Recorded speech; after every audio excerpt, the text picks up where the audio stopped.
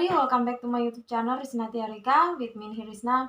Everybody, di video kali ini kita kembali lagi membahas tentang hal-hal yang berkaitan dengan tugas akhir ya. Dan di video kali ini everybody, maybe ini sedikit saya sudah pernah bahas di video sebelumnya. Di video kali ini kita akan membahas terkait dengan hal-hal yang jadi penyebab gagalnya kita dalam melakukan sidang skripsi. Saya pribadi terkait dengan penyebab-penyebab gagalnya kita dalam melakukan sidang skripsi ini, sebenarnya ada beberapa aspek yang mempengaruhinya ya. Yang pertama itu terkait dengan hal-hal yang kita persiapkan tentunya. Misalnya ketika kita mau menghadapi ujian skripsi, kita sendiri sebagai pribadi yang akan melakukan ujian skripsi itu kurang dalam hal persiapan dalam hal apa? Misalnya kurang persiapan terkait dengan pemahaman kita mengenai skripsi yang kita miliki. Jadi sebelum kita melangkah lebih lanjut melakukan ujian skripsi, maka usahakan kita memahami terlebih dahulu secara keseluruhan terkait dengan isi skripsi yang everybody tulis kalian. Tetapi kalau misalnya skripsi yang Anda tulis itu ditulis oleh Anda sendiri, pastinya Anda akan memahami. Tapi memang di beberapa situasi dan kondisi, misalnya everybody sekalian sudah menyusun skripsi dalam waktu yang lama, kemudian ujian skripsinya misalnya setelah Anda sudah selesai mengkonsultasikan dan sebagainya, misalnya butuh waktu berbulan-bulan baru Anda ujian skripsi, Anda simpan begitu saja skripsi Anda, maka kemungkinan beberapa hal terkait dengan konteks yang ada dalam skripsi itu bisa saja terlupa. Maka dari itu misalnya sudah waktunya atau sudah terjadwal itu ujian skripsi Anda, maka Anda mulailah memahami kembali atau membaca kembali terkait dengan skripsi yang Anda buat, sehingga persiapan Anda maksimal, dan ketika Anda melakukan ujian skripsi itu Anda benar-benar siap, everybody. Seperti itu. Kemudian berikutnya terkait dengan hal presentase ketika kita melakukan ujian skripsi. Tentunya sebelum kita melangkah lebih lanjut kepada sesi diskusi itu, kita mempresentasikan dulu terkait dengan skripsi yang kita kerjakan. Walaupun sebenarnya sebelumnya di hasil, misalnya di ujian hasil itu kita sudah mempresentasikan juga, dan biasanya kurang lebih antara ujian hasil dan ujian skripsi apa yang kita presentasikan itu sama atau mirip. Tetapi biasanya para penguji itu akan meminta kita kembali untuk melakukan presentasi terkait dengan skripsi kita. Presentasinya tentunya dalam bentuk PowerPoint, kemudian kita mempresentasikan, dan terkadang di sana itu kita mempresentasikannya tidak baik, dan itu menjadi satu faktor penilaian, sehingga kita kemungkinan kalau misalnya presentasinya kita amburadul, tidak baik, tidak mudah dipahami oleh mereka, atau bahkan misalnya tidak maksimal atau tidak dipahami sama sekali oleh mereka, dan itu bisa menjadi salah satu penyebab Anda tidak lulus ujian skripsi. Jadi misalnya kalau Anda mau ujian skripsi dalam hal presentasi itu, usahakan Anda melatih diri Anda terlebih dahulu, misalnya melatih diri Anda di depan cermin atau berlatih di depan teman-teman Anda sekalian untuk mempresentasikan hasil kerja Anda, dan seolah-olah dibuat gitu kondisinya dengan teman-teman Anda. Misalnya teman-teman Anda ada kurang lebih misalnya 5 orang, Anda meminta teman Anda untuk mempresentasikan itu, dan buatlah kondisinya seolah-olah teman Anda adalah penguji. Jadi Anda terlatih gitu pada saat Anda melakukan presentasi di depan penguji nantinya. Kenapa? Karena kita ketika kita mempresentasikan di depan penguji, walaupun misalnya kita sudah sering terlatih berpresentasi di depan kelas, tetapi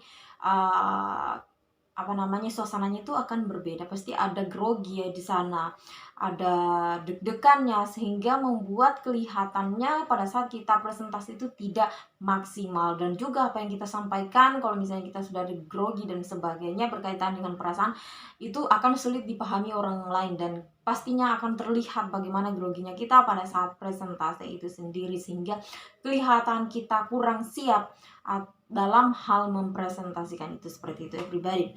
Kemudian berikutnya itu terkait dengan pada saat diskusi ya, atau pada saat tanya jawab. Terkadang kita tidak bisa menjawab pertanyaan penguji dengan benar, jadi asal jawab.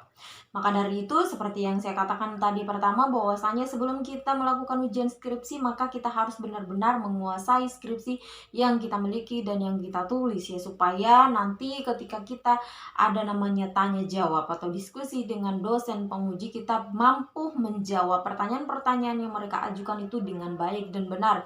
Everybody, pertanyaan-pertanyaan yang diajukan oleh penguji itu tentunya berkaitan, konteksnya itu berkaitan dengan skripsi kita. Mereka tidak akan lari kemanapun, pasti semuanya berkaitan dengan konteks-konteks yang ada dalam skripsi kita. Walaupun benarnya ada beberapa pertanyaan yang menjebak, tapi itu biasanya itu ditanyakan di akhir, dan itu sebenarnya bukan bagian dari seperti yang saya jelaskan di video saya sebelumnya, itu sebenarnya bukan bagian dari penilaian mereka. Mereka hanya ingin saja mencoba-coba Anda dengan pertanyaan menjebak itu. Dan terkait dengan pertanyaan menjebak ini, saya sudah jelaskan di video saya sebelumnya ya pribadi, silakan saja di scroll ke bawah.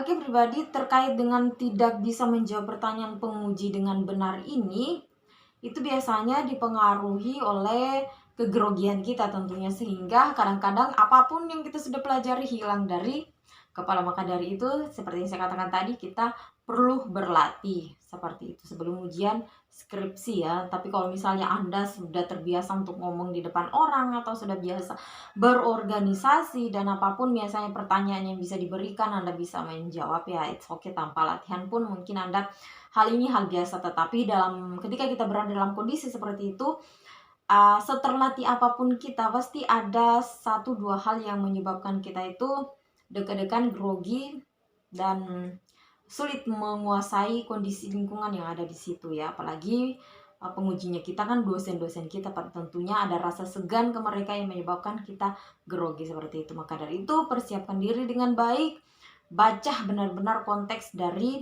skripsi Anda supaya diberikan pertanyaan itu Anda bisa menjawab dengan baik. Dan juga hal berikutnya, belajar kendalikan mental Anda sendiri terkait dengan grogi ini, supaya ketika Anda ditanya tentang suatu hal yang berkaitan dengan skripsi Anda tidak buyar gitu.